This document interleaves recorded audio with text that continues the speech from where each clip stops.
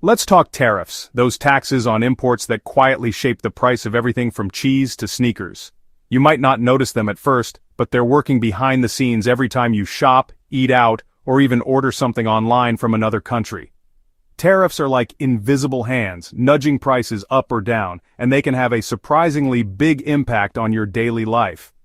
Think of a tariff as a border fee, making foreign goods pricier so local products look like a better deal. When you see two similar products, one made locally, one imported, the imported one might cost more, not just because of shipping, but because of these extra taxes. This is often done to encourage you to buy local, supporting businesses and jobs in your own country. Governments use tariffs to protect industries, raise money, and sometimes to send a message. For example, if a country wants to help its farmers or manufacturers compete with cheaper imports, it might slap a tariff on those foreign goods. The extra money collected from tariffs can also help fund public projects, like roads or schools, making them a valuable tool for governments. Or tariffs can be used as a political weapon, like a passive-aggressive note to another country. If two nations are in a disagreement, one might raise tariffs to put economic pressure on the other, hoping to force a change in policy or behavior. This can lead to tense negotiations, trade wars, and even long-term shifts in global alliances. In our interconnected world, tariffs ripple through supply chains and end up in your wallet. When a tariff is imposed, it doesn't just affect the company importing the goods, it impacts every step along the way, from the manufacturer to the distributor and finally to you, the consumer. Even products made locally can get more expensive if they rely on imported parts or ingredients. When tariffs go up, so do prices on everyday goods and businesses scramble to cope. Retailers might have to raise prices, cut costs, or even change suppliers. Small businesses in particular can feel the squeeze as they have less room to absorb these extra costs. For shoppers, this means your grocery bill or your next electronics purchase could be noticeably higher. It's a simple tool with complex, far-reaching consequences. Tariffs can reshape economies, strain international relations, and hit consumers hard. Economists and policymakers often debate whether tariffs do more harm than good, as they can lead to retaliation, disrupt markets, and create uncertainty for businesses and families alike. Right now, in the U.S., tariffs are at the center of a massive legal and political showdown. Lawmakers, judges, and business leaders are all weighing in, trying to decide how tariffs should be used, who they help, and who they hurt. The decisions made in these courtrooms and government offices could have lasting effects on the economy and on your wallet. The outcome could change what you pay at the store, and the rules of global trade. If tariffs are increased or decreased, it could shift the balance between local and imported goods, affecting everything from your weekly shopping list to the health of entire industries. The stakes are high, and the effects will be felt far beyond the headlines. So, let's dive into why your favorite French cheese suddenly costs a fortune, and what tariffs have to do with it. Whether you're a foodie, a business owner, or just someone trying to make sense of rising prices, understanding tariffs is key to understanding the world around you. Enter Donald Trump, a president who never shied away from bold, headline-grabbing moves, especially when it came to shaking up the global economic order. For Trump, tariffs weren't just a tool, they were a signature strategy, a way to flex American muscle on the world stage and send a message that the old rules no longer applied. In April, his administration unleashed sweeping new tariffs on goods from over 90 countries, including some of America's closest allies like Canada, the UK, and Japan. Suddenly, no one was safe from the reach of these new trade penalties. Some products faced up to 50% tariffs, a staggering increase that sent shockwaves through boardrooms and factories worldwide. The administration justified these measures under the International Emergency Economic Powers Act, or IEPA, citing not just trade deficits, but also the fentanyl crisis as national emergencies demanding immediate action. This was a bold, unprecedented use of a law originally designed for national security threats, like terrorism or rogue states, not for launching a global trade war. Lawmakers and legal scholars were left scrambling to interpret the move. The announcement sent global markets into a tailspin. Investors watched in disbelief as stocks tumbled, and companies from electronics giants to small wine producers braced for impact. The uncertainty rippled through every sector, from tech to agriculture. These tariffs were not just an extension of earlier battles over steel and cars. This was a new front, a sweeping escalation that touched nearly every corner of international trade. Factories scrambled to reroute supply chains and customs checkpoints became choke points overnight. The administration argued that America's ballooning trade deficit was a national emergency, stretching the IEEPA's intent to its very limits. Economic advisors insisted this was the only way to force fairer deals and protect American jobs. No president had ever used the IEEPA in this way before. It was a dramatic break from decades of precedent, and it left historians and former officials stunned at the sheer audacity of the move. Legal experts, economists, and trading partners were stunned. Some called it a dangerous overreach, while others warned it could spark retaliation and long-term damage to America's global standing. The world's supply chains and diplomatic ties were suddenly in turmoil. Planes sat idle, supermarket shelves emptied, and global logistics networks lit up with red alerts as countries scrambled to respond. As the dust settled, one thing was clear. The courts were about to get involved, and the world was watching to see just how far a president's power could reach in the name of economic emergency.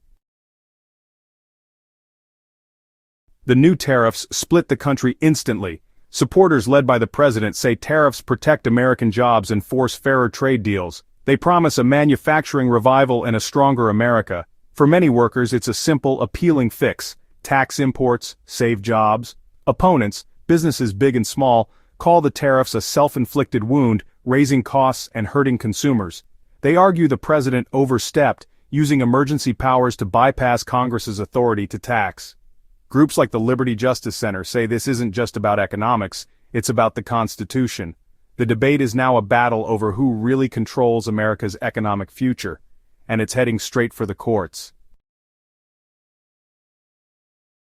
The legal fight landed in the U.S. Court of Appeals, which delivered a stunning verdict. In a 7-4 decision, the court ruled Trump's tariffs illegal, saying only Congress can impose taxes. The judges argued the president had overreached, using the IEEPA to create a parallel tax system. The court warned that unchecked executive power could upend the balance between Congress and the president. Dissenting judges wanted to defer to the president on national security, but the majority held firm. The ruling was a major win for businesses and states challenging the tariffs. The White House now faced a choice: accept defeat or appeal to the Supreme Court.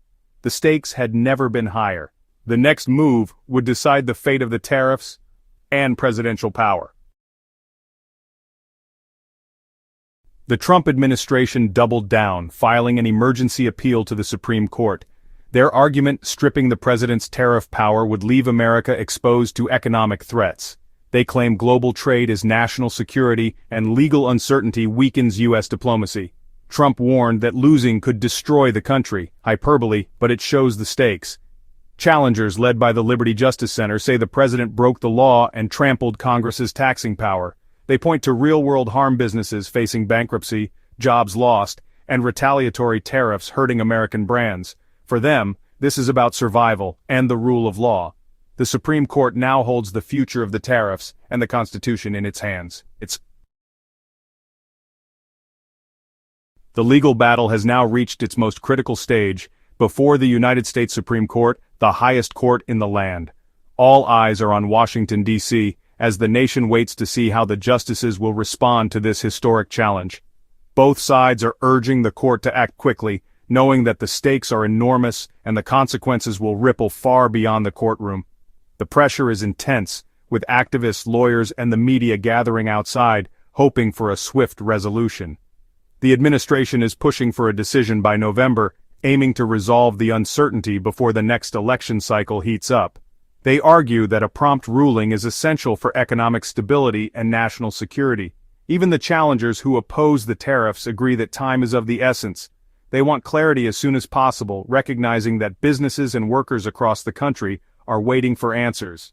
The first key date to watch is September 29th. On that day, the justices will meet in private conference to decide whether to take up the case at all, a crucial step that will determine the path forward. If the court agrees to hear the case, it will set the stage for a dramatic showdown over the limits of presidential power and the future of American trade policy. At the heart of the dispute is a fundamental constitutional question: can the president use the International Emergency Economic Powers Act, or IEEPA, to impose sweeping tariffs on foreign goods, or does that authority belong exclusively to Congress? The answer will affect not just this administration, but every future president, and could reshape how America does business with the world. Congress, too, is watching closely. as the outcome could redefine the balance of power between the legislative and executive branches. The court's decision will set a precedent that could last for decades, shaping the boundaries of presidential authority for generations to come. If the justices decline to hear the case, the lower court's ruling stands, and the tariffs could be lifted as early as mid-October, an outcome that would deal a major blow to the administration's trade agenda. Businesses, investors, and trading partners around the world are bracing for the impact, as uncertainty looms over the future of U.S. trade policy. For the administration, such a decision would be a significant setback, undermining its efforts to use tariffs as leverage in international negotiations. But if the court takes the case and ultimately sides with President Trump, it would hand the executive branch a powerful new tool, one that could be used by future presidents to shape trade policy unilaterally. The implications would be profound, expanding presidential authority, and potentially altering the balance of power in Washington for years to come. The outcome of this case will not only reshape the rules of trade and executive authority, but also send shockwaves through global markets and American politics. The clock is ticking, and the world is watching. The Supreme Court's decision will have massive real-world consequences. If the tariffs are ruled illegal, the government could owe billions in refunds to importers, a logistical nightmare. Trade deals struck under tariff pressure could unravel overnight, upending months of diplomacy. The average tariff rate could drop sharply, slashing costs for importers and possibly lowering prices for consumers. But domestic industries could suddenly face fierce global competition again. The legal uncertainty is already shaking America's influence abroad, making allies and rivals wary. This isn't just a legal fight, it's about America's role in the world economy. The stakes, money, jobs, and the nation's global standing. Instability is the only certainty until the court rules. So, what does all this mean for you? If the tariffs stay, expect higher prices on imported goods, phones, cars, olive oil, eating into your budget. For families, it's a hidden tax that makes life more expensive. If the tariffs go, prices could fall, giving you more spending power. But there's a trade-off.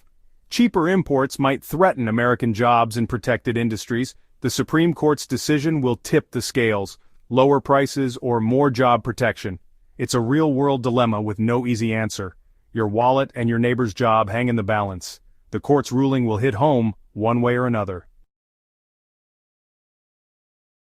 America is in limbo. The president's signature tariffs are on the line, with the Supreme Court as the final judge. The outcome could kill the tariffs, uphold them, or redefine presidential power for a generation.